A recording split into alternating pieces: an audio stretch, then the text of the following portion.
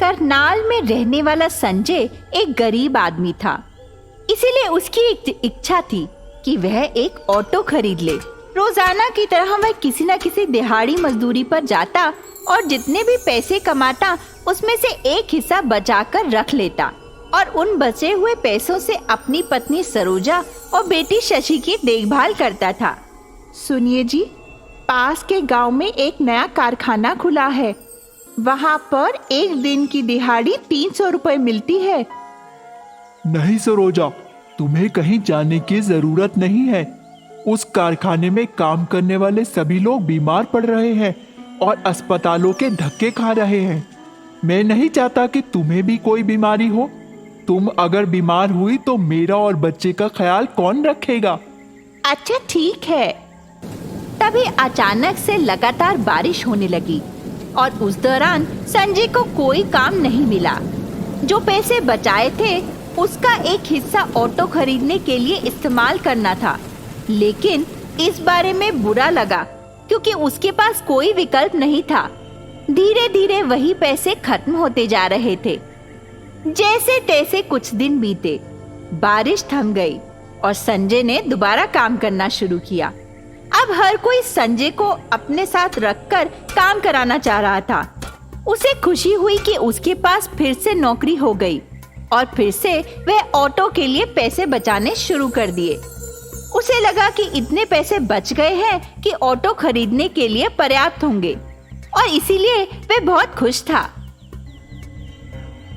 मैंने अपनी मेहनत से जितने पैसे बचाए हैं वह ऑटो खरीदने के लिए पर्याप्त हो गए हैं।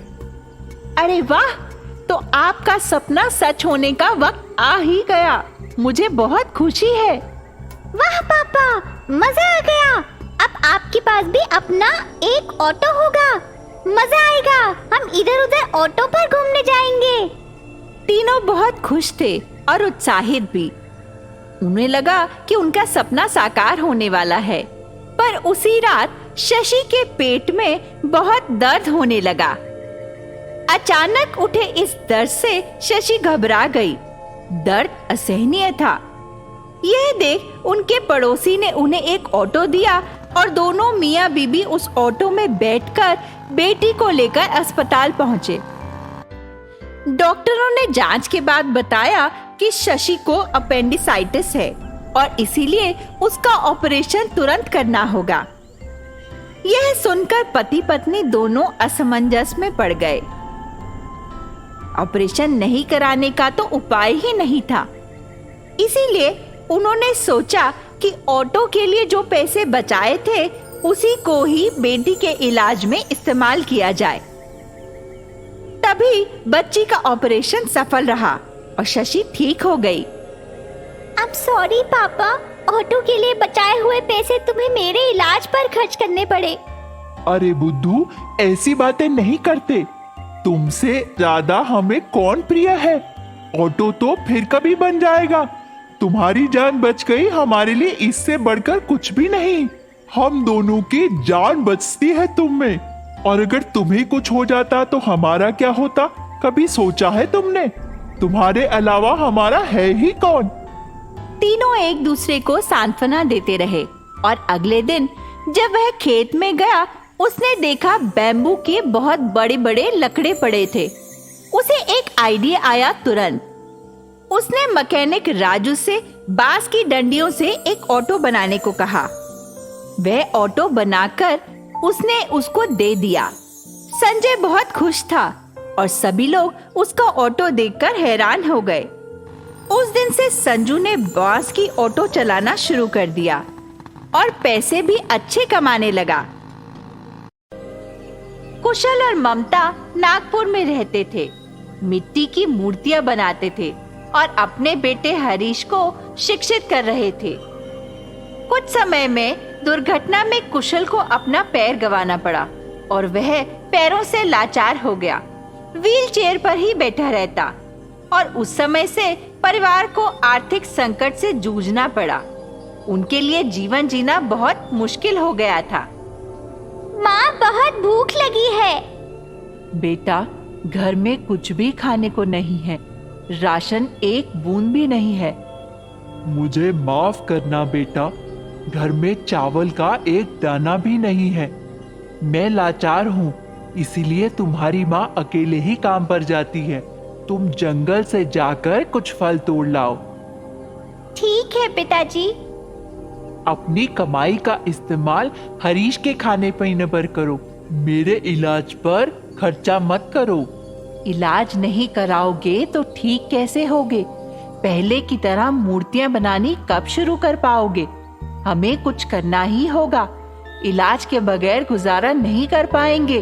तुम जल्दी ही ठीक हो, जल्दी ठीक होना ही होगा। ममता की जिद थी कि इलाज जरूर करवाया जाएगा, इसीलिए उसने अपना संघर्ष जारी रखा। वही खुद को भूखा रखा और अपने पति और बच्चे की देखभाल करने में जुट गई। दिन रात एक कर दिया। एक दिन ममता काम पर जा रही थी। तभी कुशाल ने सोचा, मेरा जीवन ममता के लिए एक बोझ है। व्हील चेयर पे बैठा मैं उसके किसी लायक नहीं, बल्कि उस पर मेरे इलाज का खर्चा भी बढ़ गया है। मेरे मरने से सारी मुश्किल कम होगी। आत्महत्या करने की कोशिश में कुशाल व्हील चेयर को धक्का लगाकर जंगल की ओर चला गया। हे भगवान, कोई जंगली जानवर ही मुझे आकर खा जाए। ऐसा नहीं होगा। आवाज सुनकर कुशाल चौंक गया। उसने इधर उधर देखा पर उसे कोई नजर नहीं आया। उसे लगा कि शायद भगवान उससे बात कर रहे हैं। मेरे प्राण ले लो भगवान, मैं अपने परिवार पर और बोझ नहीं बनना चाहता। अभी तुम्हारी मृत्यु का समय नहीं आया। जब समय होगा तो तुम्हारे प्राण ले लिए जाएंगे। हे भगवान, मेरी वजह से मेरे परिवार में कोई भी खुश नहीं। मेरे बच्चे और मेरी बीवी खाने के लिए भी तरस गए हैं। ऐसी स्थिति में मैं क्या कर सकता हूँ? सारा पैसा मेरे इलाज पर ही खर्च हो रहा है। मुझे नहीं जीना भगवान, मेरे प्राण ले लो। ऐसा कहकर कुशाल इधर उधर देखने लगा। तभी अचानक उसे पेड़ में एक चेहरे की आकृति दिखाई दी। तुम्हें जीवन जीने के लिए क्या चाहिए, बताओ। पहले मैं मिट्टी की मूर्तियां बनाकर उन्हें बेचकर अपने घर का खर्चा चलाता था और विनायक चतुर्थी के दौरान विनायक की मूर्तियां बनाता था। जल्द ही दशहरा उत्सव भी आया। पहले तुम मेरा एक काम करो।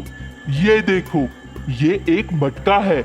तुम इस मटके को भरकर लाओ और मेरी प्यास बुझाओ। पेड़ की बात सुनकर कुशाल ने मटका उठाया और व्हील चेयर पर ही मटका भरने की ओर निकल पड़ा। मटके से पेड़ को पानी दिया और तालाब से पानी इकट्ठा कर पेड़ की प्यास बुझाई। तभी ममता अपने काम से लौट रही थी। रास्ते में उसकी मुलाकात एक किसान से हुई। उसने उसे बताया कि कुशाल जंगल में गया था। वे दुखी होकर जंगल में भागकर पहुंची। उसे नहीं पता था कि कुशाल वहां क्या कर रहा है। उसने अपने पति को देखा और उसकी ओर दौड़ती हुई चली गई। और ये क्या, पेड़ पर सभी और दुर्गा मैया की मूर्तियां टंगी थी। दोनों खुश हुए और धन्यवाद दिया। ममता, एक रेहड़ी का इंतजाम करो, मैं तुम्हें देता हूँ। अचानक पेड़ से एक रेहड़ी निकली और उस पर उन्होंने दुर्गा मैया की सारी मूर्तियां रख दी। तुम्हारी इच्छा शक्ति देखते हुए मैं प्रसन्न हुआ और इसीलिए तुम्हें देवी की मूर्तियां दान दी। अब जाओ, इन्हें बेचकर पैसे कमाओ। धन्यवाद, मैं आपकी सीख हमेशा याद रखूंगा। रेहड़ी पर मूर्तियां रखकर वे बेचने निकल गए। लोगों ने बड़े चाव से उनकी मूर्तियां खरीदी। कमाई भी अच्छी हुई और अब तीनों खुशी खुशी रहने लगे।